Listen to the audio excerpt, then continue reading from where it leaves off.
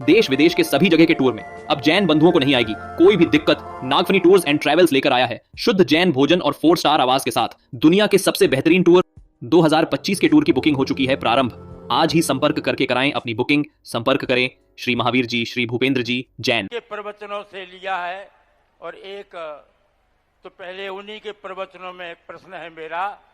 आपने कहा कि पुरुषार्थ से भाग बड़ा नहीं होता।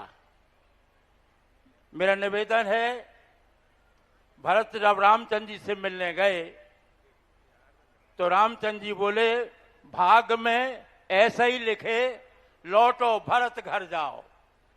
मैंने भाग में वनवास लिखे लौटो भरत घर जाओ, तो भाग में लिखा था। तो क्या हम पुरुषार्थ के आगे माथे पर लिखी लकीरों को मेट सकते हैं? हाँ, बहुत अच्छा प्रश्न है।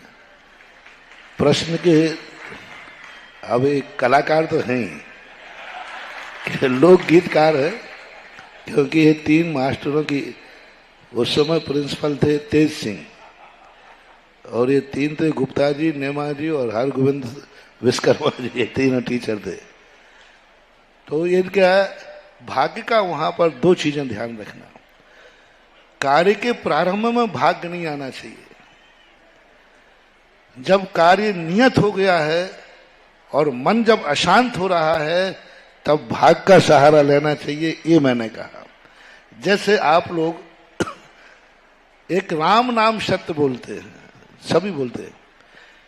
यह राम नाम सत्य कब बोलते हैं? जब व्यक्ति मरण करता है।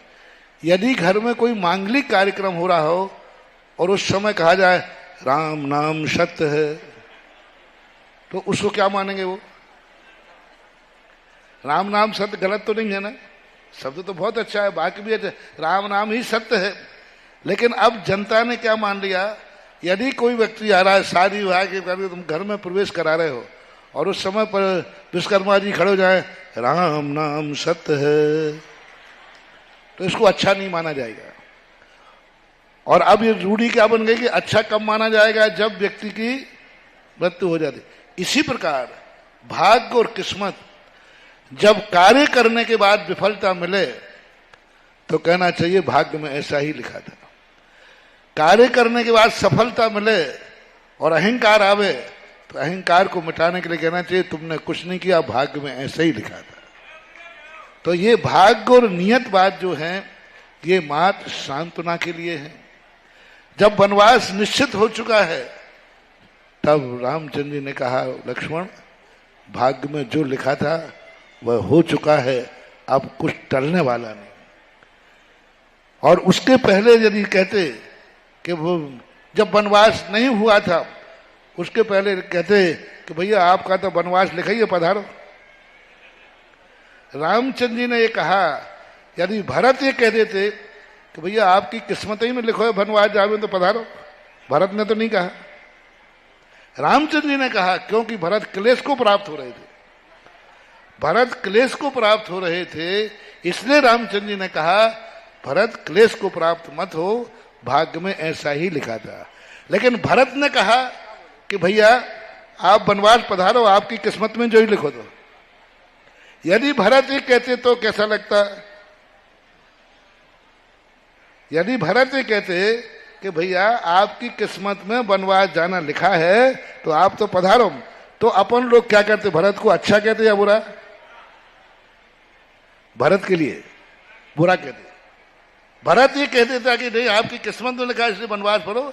आपकी किस्मत में था तो मेरी माँ ने आपको वनवास भेजा है, मेरी माँ की कोई गलती नहीं है।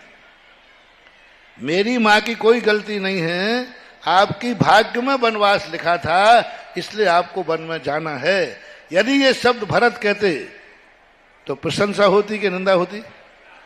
और यही बात रामचंद्र जी ने कहा वनवास के जाए, भरत विलाप मत करो, भाग्य में ऐसा ही लिखा था।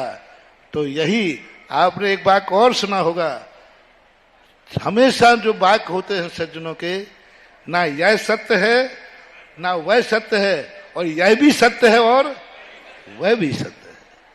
तो भरत के मुख से यही वाक्य निंदनीय माना जाता और श्री राम के मुख से यही वाक्य प्रशंसनीय माना गया कि देखो रामचंद्र जी कितने महान हैं।